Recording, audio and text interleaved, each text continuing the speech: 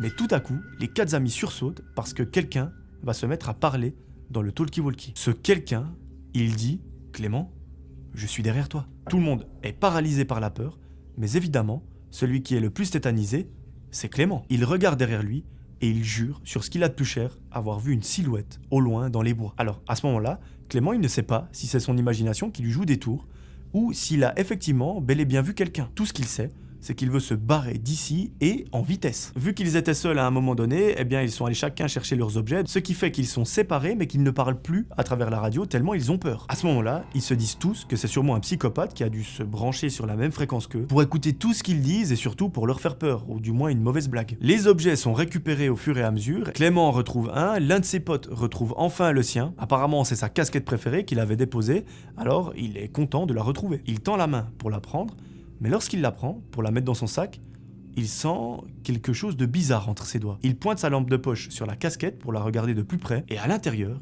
il voit qu'il y a une grande mèche de cheveux bruns qui ne semble pas appartenir à quelqu'un du groupe.